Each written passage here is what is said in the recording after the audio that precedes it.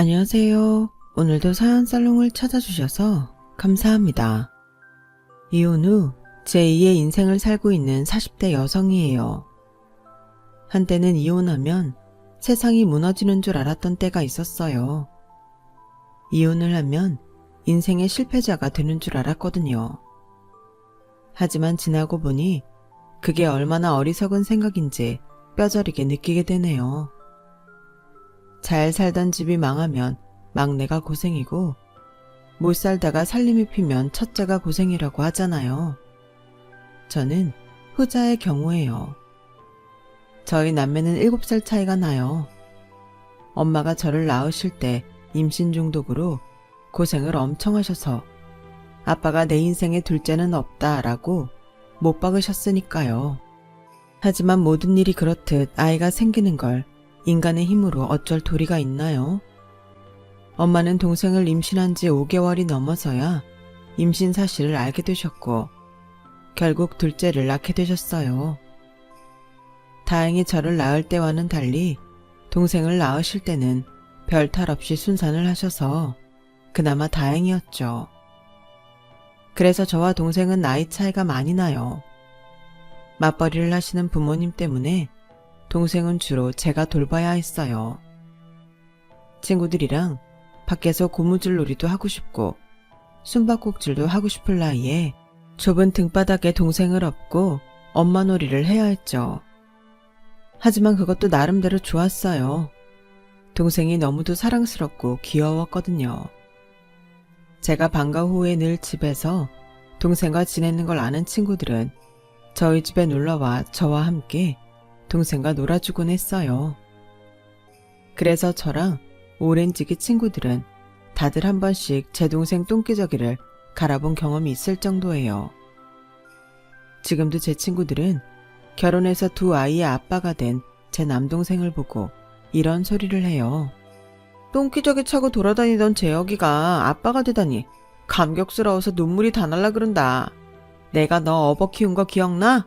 그땐 참 조그맣고 귀여웠는데 지금은 좀 징그럽다 얘. 그럴 때면 동생은 언제적 얘기를 하냐고 인상을 찌푸리지만 그러면서도 누나 친구들 일이라면 발벗고 나서서 돕는 걸 보면 지도 고마운 마음을 간직하는 것 같습니다. 형편이 어려웠던 우리 집은 제가 고등학교에 들어가던 무렵부터 나아지기 시작했어요. 부모님이 전세 보증금과 빚까지 얻어 열었던 가게가 불처럼 일어나서 2년도 안 돼서 빚도 갚고 전에 살던 전셋집보다 훨씬 넓은 집으로 이사도 갈 수 있었어요. 덕분에 제 인생에는 많은 변화가 있었죠. 그중 가장 큰 변화는 제가 대학에 가게 됐다는 거예요. 우리 집 형편을 잘 아는 터라 대학 갈 엄두도 내지 않았던 저로서는 솔직히 기쁨 반 걱정 반이었어요. 핑계라면 핑계일 수 있는데 그동안 집안 사정 때문에 학원이나 과외를 받아보지 못했던 터라 솔직히 성적은 그렇게 좋았다고 할 수 없었거든요. 대학에 가게 될 줄 알았으면 어떻게든 내신 성적을 올려두는 건데 후회가 쓰나미처럼 몰려왔어요. 그래도 고3 때 바짝 공부를 한 덕에 인서울 전문대 비서학과에 들어갈 수 있었어요. 남들이 보기에는 고작 전문대일지는 몰라도 저한테는 기적과도 같았어요. 아예 포기하고 있던 삶에 작은 빛이 들어온 기분이었거든요. 하지만 대학을 졸업하고 취업을 준비하면서 왜 사람들이 죽어라 공부해서 인서울 4년제 대학에 들어가려고 하는지 몸소 느낄 수 있더라고요. 한마디로 전문대 출신은 변변한 회사에 이력서도 낼 수 없었어요. 어떻게 낸다 해도 서류 전형에서 깔끔하게 떨어질 뿐이었죠. 그러다 마냥 손 놓고 기다릴 수만은 없어서 유명 체인 패밀리 레스토랑에서 서빙을 시작했어요. 처음에는 취업이 될 때까지 잠깐만 해야겠다고 생각했는데 함께 일하는 동료들도 마음에 들고 일도 그리 힘들지 않아서 1년을 훌쩍 넘겨버렸어요. 그랬더니 점장님이 본사에서 정직원 채용 공고가 내려왔다며 지원해보지 않겠냐고 하시더라고요. 비록 제 전공과는 전혀 다른 선택이지만 미국발 금융위기로 다들 취업이 어려운 판에 어디든 정직원 채용만 될 수 있다면 더 바랄 게 없었어요. 처음엔 되면 좋고 안 돼도 그만이라는 식으로 정직원 채용에 지원을 했는데 막상 합격자 발표를 앞두고 나니 일이 손에 안 잡히고 체한 것처럼 답답하더라고요. 그러다 점장님을 통해 합격 소식을 전해 듣고 나서야 속이 뻥 뚫리는 것처럼 시원해졌어요. 아르바이트생으로 일하던 직장에서 정직원으로 일하게 됐지만 업무적으로는 크게 달라진 게 없었어요. 달라진 게 있다면 제가 연애를 시작했다는 것 정도였죠. 직장 동료는 아니고 저희 매장 런치타임 시간에 자주 오는 손님인데 우연히 극장에서 마주치게 된 거예요. 그날 저는 친구랑 막 개봉하는 영화를 보기로 했는데 그날따라 차가 안 막혀서 40분이나 일찍 도착을 하게 되었어요. 그런데 약속 장소에 도착하자마자 친구가 일이 생겼다며 약속을 취소하자고 하는 거 있죠. 일찍 도착한 김에 미리 영화표까지 예매를 해둔 터라 난감했는데 그때 가게 단골 손님이랑 우연히 마주치게 된 거예요. 평소 보고 싶었던 영화가 개봉했길래 일행이 없음에도 혼자 나왔다고 하더군요. 마침 제가 예매한 그 영화였죠. 어차피 표도 남는 김에 같이 보기로 했고 답례로 저녁을 사주겠다고 해서 데이트 아닌 데이트를 하게 되었어요. 얘기를 들어보니 직장이 저희 매장 근처에 있다더라고요. 근처에 딱히 먹을 만한 데가 없어서 동료들과 저희 매장 런치타임을 자주 이용한다고요. 사실 전 한식파예요. 그래도 어떡해요. 일개 사원 나부랭이가 선배들한테 나 먹고 싶은 거 먹자고 할 수도 없고 직장인에 비해줘. 그 말을 듣는데 솔직히 뜨끔했어요. 저는 그 손님이 저한테 관심이 있어서 자주 우리 매장을 찾는 줄 알았거든요. 매장에서 마주칠 때마다 저한테만 유독 환하게 웃어주는 것도 그렇고 종종 막대사탕이나 초콜릿 같은 것도 주고 가곤 했거든요. 그런데 단순히 직장이 가까워서라니 밥을 먹는 내내 얼굴이 화끈거렸어요. 비록 제가 김칫국을 먼저 마시긴 했지만 결과적으로는 떡도 먹게 된 셈이었어요. 그날 이후로 많이 가까워진 우리는 얼마 뒤에 사귀게 되었거든요.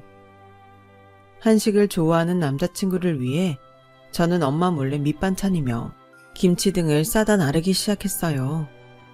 하지만 꼬리가 길면 밟힌다고 엄마한테 딱 걸리고 만 거예요. 쥐새끼처럼 냉장고에서 반찬 훔치지 말고 가게로 한번 데려와. 식어 빠진 밑반찬 말고 제대로 솜씨 발휘해서 먹여줄 테니까. 어차피 들킨 거 이참에 공개 연애하고 떳떳하게 만나자 싶어서 얼마 뒤 부모님이 운영하시는 한정식집에 남자친구를 데리고 갔어요. 딸의 남자친구를 보는 엄마는 마치 미래의 사위를 만난 것처럼 극진히 대하셨어요. 하지만 아빠는 달랐죠. 마치 당신 딸을 훔치러 온 도둑놈 보듯 못마땅한 표정으로 남자친구를 대하셨어요. 어쩌면 그때 이미 아빠는 제 남편의 됨됨이를 알아보셨는지도 모르겠네요. 자기 부모님 가게 말이야. 맛집으로 유명한가 봐.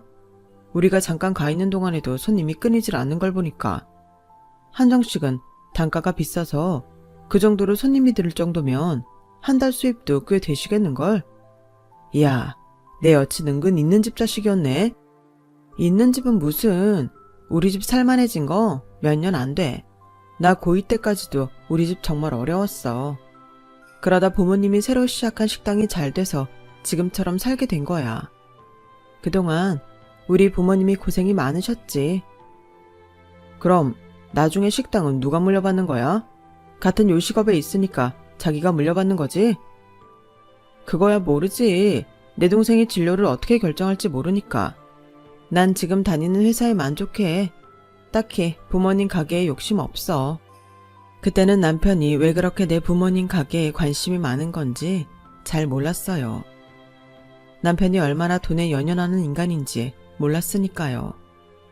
그저 여자친구네 가게니까 신경을 써주는구나 할 뿐이었죠. 눈에 콩깍지가 씌이면 진실을 보는 눈도 흐려진다고 저는 제 남편이 내 인생 최고의 선택이 될 거라 믿었어요. 그래서 결혼까지 감행하게 되었죠. 왜 결혼하고 확 변하는 배우자들 있잖아요. 제 남편이 그랬어요. 결혼 전에는 몰랐는데 엄청 돈에 민감하더라고요. 좋게 말하면 절약정신이 투철한 거고 나쁘게 말하면 지질이 궁상을 떠는 타입이었죠. 결혼하고 반년쯤 됐을 때였어요. 당시 동생은 군입대를 앞두고 휴학을 한 뒤 극장에서 아르바이트를 하고 있었어요. 부모님한테 충분한 지원을 받을 수 있음에도 자기 용돈은 직접 벌어 쓰겠다고 그러는 거였죠. 그런 동생이 기특하기도 하고 안쓰럽기도 했던 저는 남동생과 남동생이랑 함께 극장에서 알바를 하는 친구들을 제가 일하는 매장으로 불렀어요. 밥 한 끼 사주고 싶었거든요. 덩치 큰 사내 녀석들이라 그런지 스테이크에 사이드 메뉴까지 잔뜩 시켜주었는데도 순식간에 해치우더라고요. 예상보다 돈은 많이 깨졌지만 동생들이랑 차이가 많이 나서 그런가 녀석들이 잘 먹는 모습을 보니 돈 생각은커녕 마냥 기분이 좋더라고요. 그런데 후식을 먹던 동생 친구 하나가 대뜸 그러는 거예요. 누나, 비싼 스테이크까지 사주셔서 맛있게 잘 먹긴 했는데요. 매형이 알면 뭐라고 하지 않을까요? 매형 구두쇠잖아요. 영화도 우리 일하는 극장에 와서 매번 공짜로 보고 가시던데. 그게 무슨 소리니? 재혁아, 네 매형이 너 일하는 극장에 다녀갔어? 근처에 일이 있다고 잠깐 들렀더라고. 얌마, 넌 왜 쓸데없는 소리라고 그래? 왜? 그냥 누나한테 말씀드려. 누나, 재혁이 이 자식이 말 안 한 모양인데요. 솔직히 매형이 좀 너무 심한 것 같아요. 저희가 극장에서 일하긴 하지만 그렇다고 공짜로 영화를 보여드릴 여력은 없거든요. 그럴 짬도 안 되고요. 근데 매형이 툭 하면 극장에 와서 재혁이 이름 대고 공짜 영화를 보고 가신다니까요. 혼자만 오면 말도 안 해요. 여동생이 부모님까지 모셔오는 것도 모자라서 저번에는 직장 동료들까지 데리고 와서는 공짜로 보고 가셨어요. 그거 매번 재혁이가 대신 결제하는데 정말 몰라서 그러는지 알면서도 그러는지 해도 너무해요. 동생 친구로부터 그런 얘기를 들으니 창피해서 쥐구멍이라도 숨고 싶은 심정이었어요. 동생은 그런 게 아니라며 신경 쓰지 말라고 하는데 제가 제 남편을 모르나요? 이놈의 인간이 이러는 거 처음 아니었거든요. 저랑 연애를 할 때도 툭 하면 우리 매장 할인권이랑 공짜 음료권 같은 걸 저한테 얻어가곤 했으니까요. 한식을 좋아하면서도 스테이크 전문점인 저희 매장에 뻔질나게 왔던 것도 회사 선배들한테 점심을 얻어먹으려고 따라다니느라 그랬던 거였어요. 그러다 한 번씩 자기가 써야 하는 때면 저한테 받은 할인권이랑 음료권을 사용해서 최소 금액으로 결제를 하곤 했죠. 저희 매장에선 우리가 사귀는 걸 다 아는데도 매번 할인권에 무료 쿠폰을 써대니까 솔직히 뒷말이 많았어요. 별것도 아닌 돈 몇 푼 때문에 제가 다 눈치가 보이더라고요.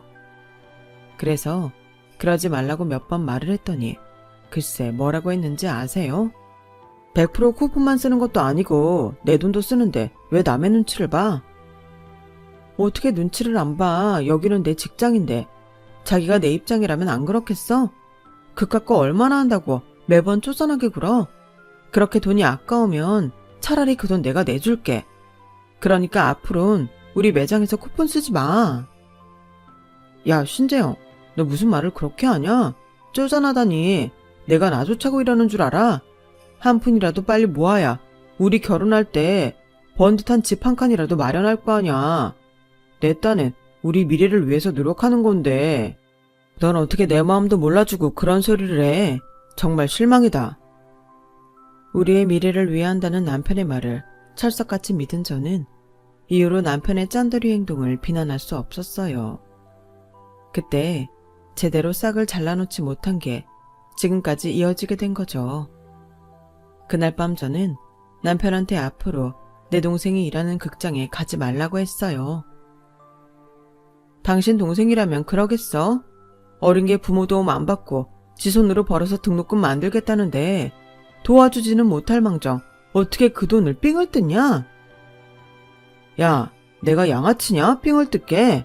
난 처남이 대신 결제하는 거 몰랐어. 알았으면 내가 그랬겠냐?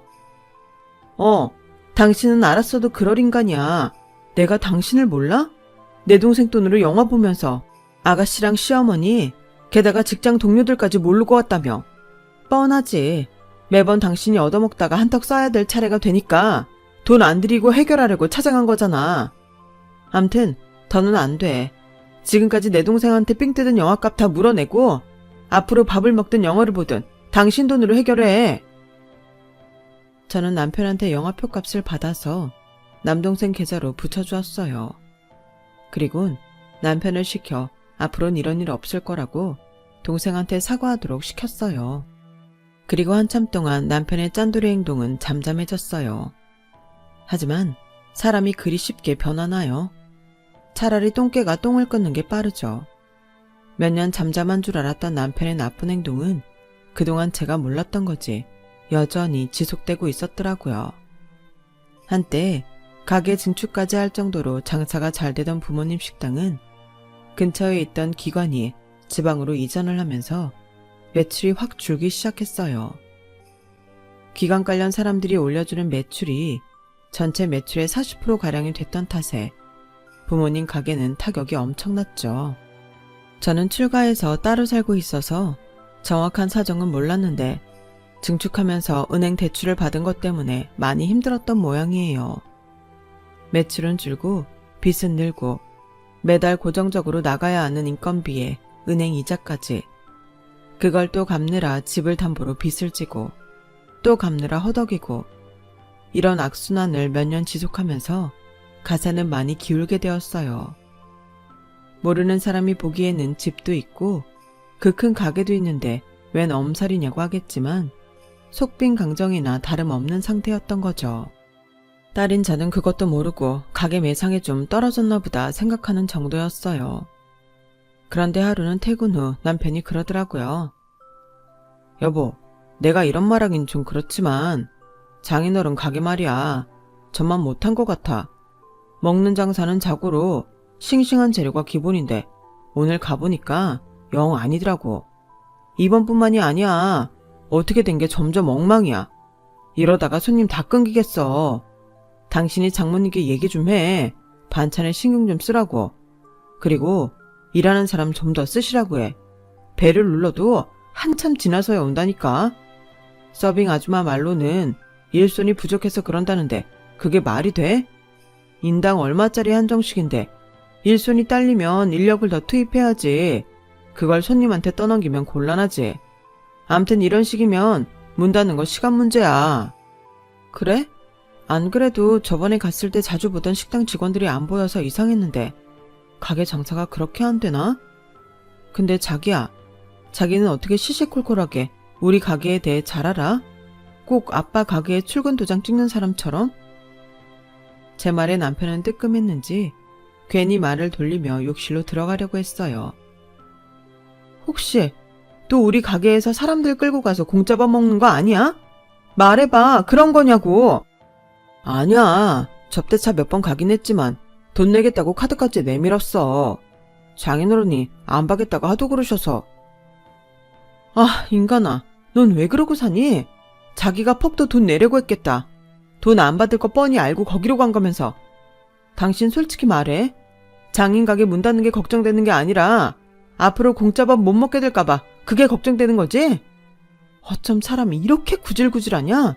어떻게 나이를 먹고도 철이 안 드냐고. 더 들을 것도 없어. 그동안 공짜밥 먹은 돈 당장 물어내. 물어내라고. 그날 밤 저는 남편과 부부싸움을 했어요. 남편은 한두 번 갔을 뿐이라고 했지만 다음날 제가 가게에 전화해 직원한테 물어본 바로는 남편의 무전취식은 우리가 결혼한 이후 거의 매달 그래왔더라고요. 가게가 잘 될 때는 이 집 사위니까 그러려니 했지. 근데 하루에 손님이 몇 테이블 안 되는 날까지 일행까지 몰고 와서 공짜밥을 먹으니까 솔직히 좀 얄밉더라고. 안 그래도 내가 몇 번 재영이 너한테 말하려고 했는데 사장님이 한사코 말리시니 어쩌겠어. 미우나 고우나 내 딸 자식이랑 사는 사위인데 그깟 밥값 몇 푼 때문에 빈정상하게 하면 되겠냐고 그러시더라.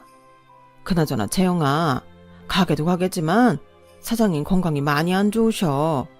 너랑 재혁이한테는 말하지 말라고 하셨는데 에휴, 병원에선 가망이 없다고 그러나 봐. 어쩌니? 아빠가 저희 남매 몰래 병을 감추고 계신다는 사실을 알게 된 이상 남편의 공짜 밥 사건은 문제가 아니었어요. 그 길로 바로 부모님 가게로 달려갔어요. 불과 한 달 남짓 사이 아빠는 살이 엄청 빠져 있더라고요. 몰골도 말이 아니었고요. 직장일이 바쁘다는 핑계로 한 달에 하면 찾아뵐까 말까 했었는데 이렇게 무너진 아빠를 보니 자식 노릇도 제대로 못한 제 자신이 원망스러웠어요. 그런 주제에 공짜밥 먹는 남편 탓을 할 일이 아니었죠. 아빠, 어떻게 된 거예요? 병원에서는 뭐래요? 정말 가망이 없대요? 아빠 얼굴을 보자 쉴 새 없이 질문을 퍼붓는 저를 아빠는 자리에 앉히셨어요. 재영아, 아빠 그렇게 쉽게 안 죽는다. 너도 알잖아. 아빠가 얼마나 강한 사람인지. 나 신대만이 지금껏 살면서 죽을 고비도 숱하게 넘기고 춥고 배고픈 것도 다 이겨낸 사람이다. 그렇게 쉽게 안 꺾여. 그러니까 아빠 걱정하지 말고 네 인생부터 생각해. 아빠는 아빠 인생 살면서 열심히 싸울 테니까 넌 너 자신을 위해서 싸우고 살아. 우리 딸 밥은 먹었어? 아빠가 뽁닭장 맛있게 끓여줄까? 너 한여름에 입맛 없을 때고 뽁닭장 하나면 밥 2그릇은 뚝딱 했잖아. 가만히 있어봐라. 오늘 호박잎도 들어왔을 텐데 호박잎도 좀 쪄줘야겠다. 여보, 호박잎 남아있지? 아빠는 저를 안심시키며 저 먹일 음식을 하신다고 주방으로 들어가셨어요. 아빠를 붙잡으려는 저를 엄마가 말리시더라고요. 놔둬라. 아빠가 언제 또 너 먹일 뽁닭장을 끓일 수가 있겠니? 그러니까 아무 소리 말고 먹고 가. 아빠는 엄마가 책임지고 돌볼 테니까. 네 아빠가 니들한테 비밀로 하라고 해서 그동안 말 못했다. 진작 말 안 해줘서 서운하지? 부모 마음이 그런 거다. 내 몸 아픈 건 참을 수 있는데 내 새끼 마음 아픈 건 정말 못 참겠거든. 그러니까 아빠한테 더는 뭐라고 하지 마. 부탁이다. 엄마는 어느 정도 아빠의 마지막을 받아들이는 모습이었어요. 병원에서도 더는 할 수 있는 게 없다고 하는 판이니 차라리 살아있는 동안 아빠가 원하는 대로 살 수 있게 돕는 게 방법이다 생각하신 거죠. 부모님 가게는 그 후로 몇 달 뒤 폐업을 하셨고 가게를 정리한 돈으로 직원 월급과 약간의 퇴직금 그리고 은행 빚을 정리하셨어요. 살던 집도 팔고 작은 빌라로 이사를 하셨죠. 그리고 아빠는 이사를 하고 한 달여쯤 지나 세상을 떠나셨어요. 장례기간 내내 의연하게 아빠의 죽음을 받아들이셨던 엄마는 장례식이 끝나자 마치 혼이 쏙 빠진 사람처럼 그대로 푹 쓰러지셨어요. 먹는 것도 싫다 하시고 그저 자리 보존하고 누워만 계셨죠. 남동생이 곁에서 보살피고는 있지만 그래도 엄마가 걱정되는 건 어쩔 수 없었어요. 그래서 출근 전과 퇴근할 때 친정에 들러 엄마 상태를 확인하고 오곤 했죠. 그러던 어느 날이었어요. 남편이 머마려운 개처럼 끙끙대며 제 눈치를 보더라고요. 뭔데? 말해. 나한테 할 말이 있어서 그러는 거잖아. 저기 여보. 그 아버님 장례식 때 들어온 조의금 말이야. 그게 생각보다 액수가 꽤 크더라고. 아버님이 가게를 크게 하셔서 그런가 보통 마당 말이 아니셨나 봐. 그래서 말인데 그 돈 우리가 관리하면 어떨까? 어차피 어머님 들어도 지금 제정신이 아니라서 관리 잘 못하실 거야. 뭐? 그럼 그걸 아직 당신이 가지고 있었던 거야? 조의금은 진작에 재영이한테 줬어야지. 그걸 왜 당신이 가지고 있어? 여보, 따지고 보면 이건 아버님이 주신 유산이나 다름없는 거야. 근데 왜 처남한테 다 줘야 되는데? 여긴 당신 목도 있는 거라고. 그래, 당신이 정 그렇게 나온다면 딱 절반만 내가 굴려볼게. 처남한테 반 보내고 나머지 반은 내가 제대로 불려줄 테니까 당신은 나만 믿어. 믿긴 뭘 믿어. 장례식 치를 때 당신이 뭐 한 게 있다고. 장례식장에서 물품 중간 결제할 때마다 당신이 어떻게 했는지 잊었어? 매번 상주짜리 시키는 내 동생 데려다가 돈 내게 했잖아. 그거 먼저 결제해주고 나중에 받으면 될걸. 자기 주머니에서 돈 나가는 거 싫어서 울다 지쳐 잠든 내 동생 깨워서 기어이 결제하게 했잖아. 그런 사람이 내 아빠 조의금은 탐나니? 그럼 내가 한 가지 알려줄까? 우리 아빠 앞으로 빚이 1억이나 있대. 금융권 대출금이 아니라서 그간 모르고 있었는데 장례식장에 아빠 고향 친구분이 오셔서 차용증 보여주시더라. 뭐? 그런 걸 왜 이제 말해? 그래서 당신이 갚겠다고 했어? 그 빚 떠안겠다고 했냐고. 재혁이가 빚은 자기가 책임지고 갚겠다고 하긴 했지만 어떻게 그래? 아직 결혼도 안 한 애한테 부모님 빚만 안겨줄 순 없잖아. 당신한텐 피해 안 가게 내가 따로 벌어서 갚을 테니까 걱정하지 마. 어떻게 걱정을 안 하냐? 피 같은 우리 집 돈이 들어갈 판인데. 너 잘 들어. 신재영, 넌 출가 외인이야. 그러니까 당장 유산 상속 포기하고 친정이랑 연 끊어. 지금은 내 말이 야속하게 될지 모르겠지만 나중엔 나한테 고맙다고 절하게 될 거다. 1억? 야, 조의금이 4천이나 들어왔다고 좋아했더니 이건 빚 가면 완전 마이너스잖아. 내가 조의금은 바로 천안 계좌로 보낼 테니까 당신은 앞으로 친정 일에 신경 끊어. 까딱하다간 당신 친정 때문에 우리까지 생돈 날릴 판이니까. 에이씨, 괜히 좋다 말았네. 장인 조의금 생겼다고 좋아했던 남편은 빚 얘기를 듣자마자 돌변해선 처가와 연을 끊겠다고 했어요. 아무리 자기 아버지가 아니라지만 장인의 죽음에는 일말의 동정도 아픔도 없어 보이더군요. 그런데 제가 남편한테 하지 않은 얘기가 있었어요. 아빠한테 빚이 1억이 있는 건 사실이지만 그 1억을 빌리면서 담보로 넣은 땅이 있다는 건 알리지 않았거든요. 당시 가게 사정이 안 좋아서 아빠는 시골에 사주었던 땅을 담보로 친구분한테 돈을 빌렸던 모양이었어요. 당장 땅을 내놔도 규모가 커서 사겠다는 작자도 안 나서는 데다 가지고 있으면 값이 한참 오를 땅을 헐값에 팔기 싫어서 그러셨던 거죠. 아빠 친구분은 친구 사이에 무슨 담보를 거냐고 거절하셨지만 아빠는 잘못되면 재수씨 얼굴을 어떻게 보냐며 빌린 돈보다는 10배 더 비싼 땅을 담보로 거신 거였어요. 그 덕분에 친구분 댁에서도 별 말이 없었던 거고요. 그러니 남편 말대로 아빠 유산을 포기하면 빚은 사라지는 거지만 땅도 날아가 버리는 거였죠. 남편이 알면 기겁을 하겠지만 그 인간이 내 아빠 땅을 유산으로 받게 됐다고 신나하는 꼴은 못 보겠어서 끝까지 입을 다물었어요. 그런데 이 인간이 더는 내 친정에서 빼먹을 게 없다고 판단했는지 휴대폰에 저장돼 있던 우리 엄마 전화번호랑 내 동생 번호까지 차단을 했던 모양이에요. 엄마가 김서방이랑 통화가 안 된다고 저한테 전화했더라고요. 그래서 남편한테 물었더니 그러는 거예요. 당연히 차단했지. 당신도 차단해. 빚 있는 처가는 등지고 사는 게 최선이라니까. 혹시나 해서 하는 말인데 앞으로도 내 허락 없이는 10원짜리 동전 하나도 처가에 주지 마. 불쌍하다고 상대해주다 보면 우리 집 안방까지 치고 들어올 테니까. 빚에 쪼들리다 보면 사람이 양심이고 뭐고 없어지거든. 지금이야 장모님이랑 처남이 면목 없어서라도 우리한테 들러붙지 않겠지만 사람 일 모르는 거야. 에이씨, 혹시 우리 회사까지 찾아오면 어쩌지? 회사 로비에 말을 해둬야 하나? 이건 접근 금지 명령 같은 건 못 받나? 조의금 빼고 남은 빚 6천에 저리도 벌벌 떨며 매정하게 구는 남편을 보니 없던 정도 뚝 떨어져 버렸어요. 인간아, 네가 그동안 우리 집에서 해먹은 게 얼마니? 우리 결혼할 때 우리 아빠한테 돈 빌려서 이 집 얻는데 보탠 건 기억 안 나? 따지고 보면 너도 우리 아빠한테 채무자인 셈이잖아. 그뿐이니? 네 여동생 결혼할 때 혼수비 부족하다고 나 몰래 우리 엄마한테 돈 꺼다 쓴 거 기억하지? 그거 안 갚으려고 네가 한동안 우리 집 발길 끊었었잖아. 나중에 엄마한테 그 얘기 듣고 내가 그 돈 갚아줬어. 너 그 돈 왜 안 갚는 건데? 네 돈은 네 돈이면서 왜 내 돈도 네 돈처럼 쓰는 거냐고.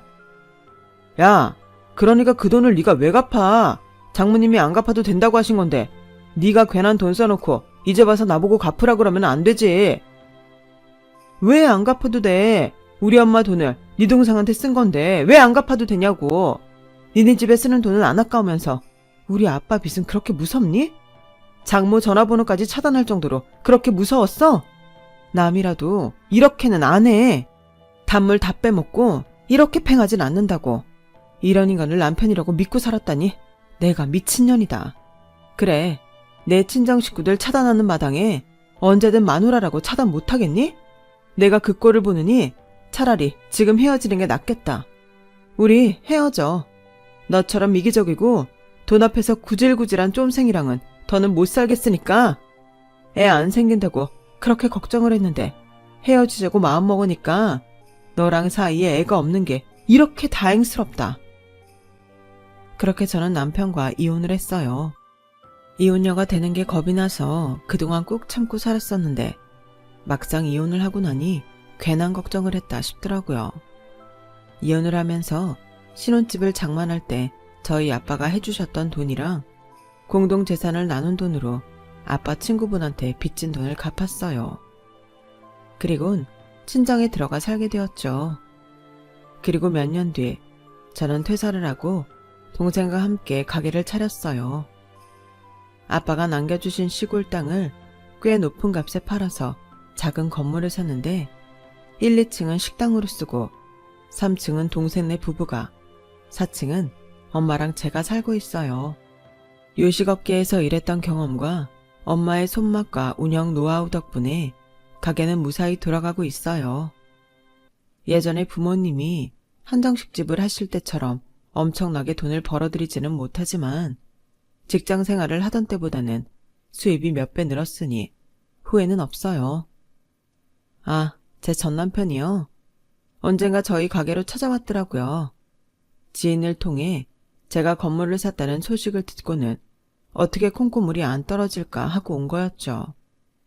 시종일관 울상을 하는 걸 보니 이혼 안 했으면 이게 다 내 건데 이런 생각을 하는 것 같더라고요. 주변에 베풀고 사는 사람한테는 언제고 보답이 오지만 칼같이 자기 이득만 취하고 사는 사람들한테는 얄짤없는 게 세상 이치라는 걸 저 남편도 좀 깨달았으면 좋겠네요. 그래야 좀 베풀고 살 거 아니겠어요? 뭐 남남이 된 마당에 그러거나 말거나지만요. 저는 더 마음 곱게 쓰며 살아보려 합니다.